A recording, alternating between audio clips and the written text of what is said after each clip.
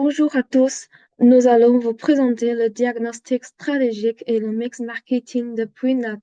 Il y a quatre parties, analyse de marché, stratégie, mix marketing et plan d'action 2026.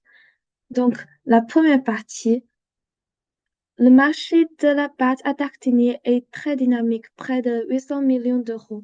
Nous observons un changement structurel. Le leader Nutella passe de 85% à environ 55% de part de marché. Cela crée une ouverture réelle pour nous. Cependant, l'environnement reste hostile. En amont, notre dépendance envers les fournisseurs est critique. La production mondiale de noisettes est concentrée en Turquie, actuellement frappée par une crise des récoltes. De plus, Ferrero monopolise les achats, ce qui menace nos marges. Cette pression sur les coûts est aggravée en aval par le pouvoir immense de la grande distribution. De plus, le décalage de trésorerie imposé par la loi LME se trouve limite notre capacité à financer la production nécessaire pour croître. Parallèlement, la concurrence s'intensifie avec l'arrivée de nouveaux acteurs comme Entrepreneur et la montée en gamme des marques distributeurs. Enfin, une nouvelle menace réglementaire que nous appelons la force plus 1 plane sur nous. La possible taxe sucre et les règles européennes contre la déforestation pourraient non seulement augmenter nos prix, mais aussi bloquer nos approvisionnements. Pour la demande, ce sont les graphiques tirés de notre questionnaire, mais en raison de la taille petite de l'échantillon, nous avons également recherché d'autres études. Du côté de la demande, les consommateurs cherchent le prix et le plaisir avant tout. Bien que la santé soit importante, notre prix est haut. Nous devons donc prouver notre valeur par le goût. Et pour analyser l'environnement macroéconomique, je vous présente le diagnostic Bestel.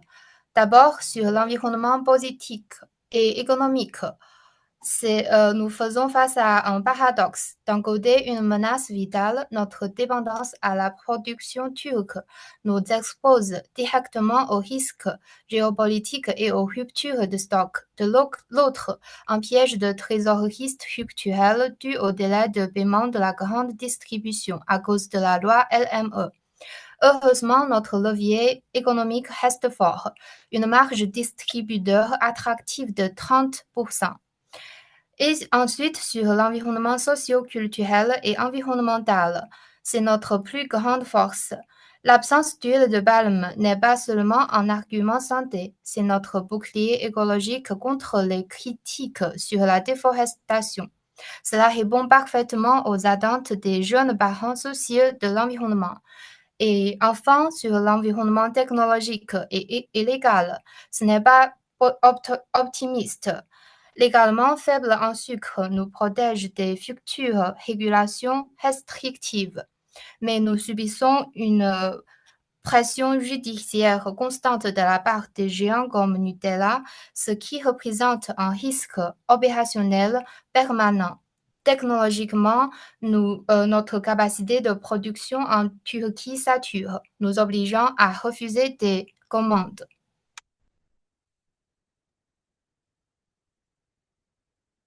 En conclusion, le diagnostic SWOT révèle notre paradoxe.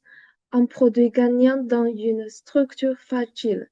En interne, notre force, c'est une marge attractive de 30% et une R&D agile.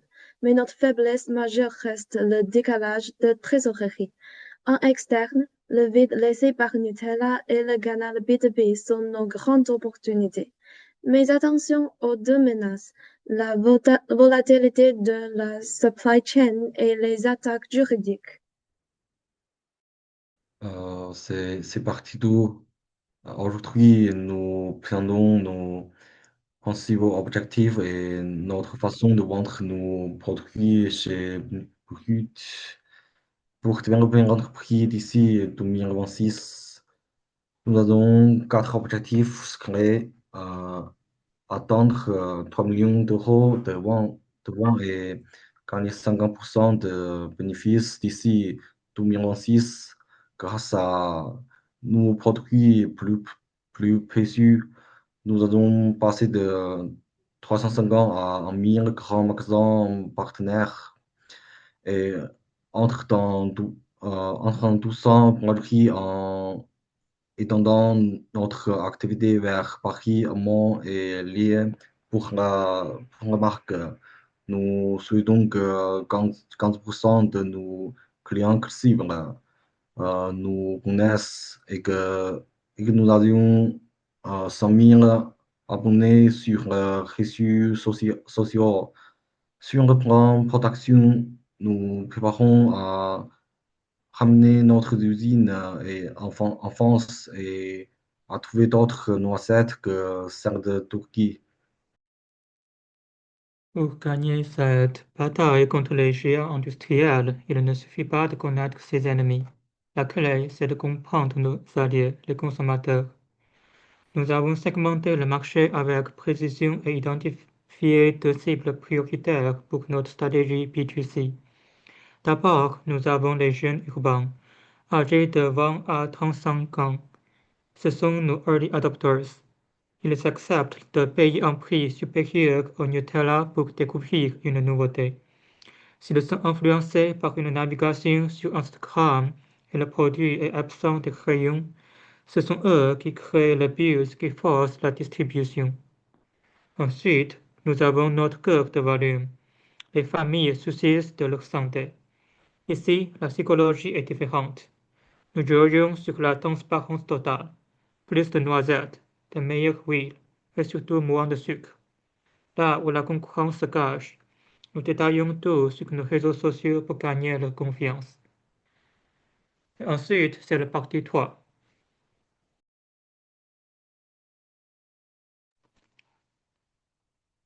Dans le mix marketing de BioNotes, le prix n'est pas seulement un levier de rentabilité classique, c'est littéralement notre barrière de suivi. Pourquoi? Parce que nous faisons face à une réalité financière brutale, le décalage de trésorerie. Nous devons payer nos fournisseurs rapidement, alors que la grande distribution nous paye tardivement. Premièrement, le produit d'appel, le format 400 grammes. Nous devons rester autour du seuil des 6 euros, même si le prix au kilo est élevé. Le montant absolu reste accessible pour un achat d'impulsion ou de curiosité. C'est le prix du risque minimum pour le client qui veut juste goûter. Deuxièmement, le pilier de rentabilité. Le format familier de 715 grammes. Une fois le client conquis, il faut le fidéliser. Ce pot sera vendu entre 8,5 euros et 8,9 euros. Nous nous alignons presque sur le prix au kilo de bonne maman, mais en proposant un pot plus volumineux, nous donnons aux familles l'impression de faire une meilleure affaire, tout en sécurisant notre cash flow recul. Troisièmement, notre arme secrète, le produit de marge. Le pistache, 200 grammes. Le prix, c'est 8,9 euros à 9 euros. Le prix au kilo explose, mais c'est stratégique. La pistache est l'or vert du moment. Tant que nous restons sous la part symbolique des 10 euros le pot, le consommateur l'accepte car il perçoit cela comme un produit d'exception, un luxe accessible. Enfin, nous ne pouvons pas ignorer nos partenariats B2B. Nous mettons en place deux mécanismes audacieux. D'abord, Early Bird Discount. Pour les indépendants, nous offrons 3 à 5% de remise immédiate aux petites épiceries qui acceptent de nous payer comptant. C'est du cash immédiat qui sécurise notre production. Ensuite, le prix marketing pour la boulangerie. Nous vendons le Corosso professionnel de 5 kg aux boulangeries presque à prix coûtant entre 35 euros et 45 euros. L'idée est géniale et totalement assumée. Nous ne cherchons pas à faire de la marge sur le boulanger. Nous considérons ce manque à gagner comme un budget publicitaire. C'est notre stratégie de prix.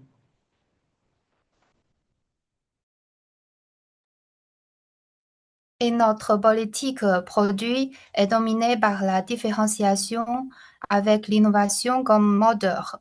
Premièrement, la différenciation. Nous consolidons notre positionnement familial premium. Nous vendons pas juste une pâte à tartiner sans huile de palme, mais aussi une texture pure et riche en fruits secs, justifiant notre prix plus élevé. Et ensuite, l'innovation. L'innovation produit avec l'extension vers une gamme adulte, comme la pâte de pistache pour capter la valeur. Et l'innovation de processus, la relocalisation de notre ligne de production en France. C'est la réponse directe aux risques politiques et environnementaux identifiés dans le Bestel. Notre objectif est précis. Cela répond aux exigences du SMART. Par exemple, notre objectif de sécurité, il est spécifique et mesurable. Achever la migration de la production vers la France. Et il est aussi temporellement défini. Il doit être atteint dans les 18 mois. Et aussi notre objectif d'expansion, il est mesurable. Atteindre 15% du chiffre d'affaires total avec les nouvelles gammes. Et pour notre objectif de la barrière éthique, il est spécifique et ambitieux. Obtenir la certification B Corp. Notre stratégie de vente est nombreuse mais contrôlée. Lancer notre produit dans beaucoup de supermarchés tout en adaptant notre croissance à notre argent disponible. Nous travaillons avec Leclerc, Carrefour, Intermarché et des boulangeries comme la boulangerie du Maire pour améliorer notre image.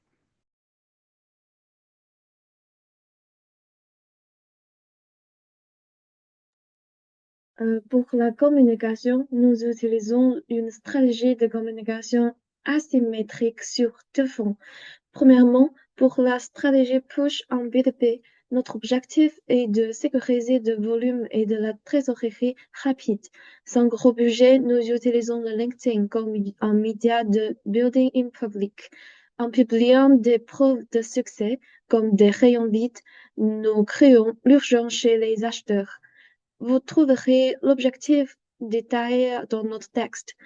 Plutôt que de dépenser massivement pour être simplement vu sur les salons comme le CEAL, nous adopterons une approche centrée sur la dégustation. Nous allons installer un bar à tartiner pour séduire directement les boulangeries et clients par l'odeur et le goût. C'est essentiel pour contourner la saturation des rayons de supermarché. Deuxièmement, pour la stratégie pure en B2C, nous devons créer le désir chez le consommateur final en segmentant notre discours. Sur Instagram, nous ciblerons les parents avec un contenu rassurant et esthétique, mettant en avant sans huile de palme. Parallèlement sur TikTok, où le taux d'engagement est plus haut, nous viserons la viralité auprès de la Gen Z avec des challenges ludiques comme des blind tests comparatifs. Enfin, sur le terrain, nous savons que le goût est notre meilleur atout commercial avec un fort taux de conversion. Nous multiplierons les animations en magasin et utiliserons les QR codes sur les pods pour connecter l'expérience physique à notre communauté numérique. Et pour terminer, voici notre plan d'action 2026. Notre axe stratégique est de passer d'un produit unique à une marque multicatégorie, tout en résolvant la crise de financement. Nous avons 3 phrases. Phrase 1, c'est l'établissement des fondations, mois 1 à 4. L'objectif, c'est survie. Nous lançons le roadshow Capital Croissance pour lever 3 millions d'euros et sortir du piège de la dette bancaire. Simultanément, nous activons le projet Made in France. Signer avec une usine locale maintenant est impératif pour sécuriser notre approvisionnement. Et ensuite la phase 2. La phase de innovation et pré-lancement. Mois 5 à 8. L'objectif, c'est valeur. Nous lancerons la gamme pistache pour diversifier nos revenus et créer l'événement. En parallèle, nous utiliserons LinkedIn pour cibler les acheteurs de la grande distribution GMS et atteindre 40% de notoriété auprès d'eux. Enfin, c'est la phase 3, lancement et expansion, mois 9 à 12. L'objectif, c'est l'échelle. Nous visons les 1000 magasins GMS, un objectif rendu possible uniquement grâce à notre nouvelle capacité de production sécurisée. Nous soutiendrons cela par une matrice de médias payants, Instagram ou TikTok et le lancement de la candidature Bécor pour ériger une barrière éthique durable face à la concurrence. 2026 est l'année de la maturité pour Bunats. En alignant notre production sur nos valeurs écologiques via la relocalisation et en sécurisant notre finance, nous transformons nos vulnérabilités légales et politiques en une forteresse commerciale durable. Merci de votre attention.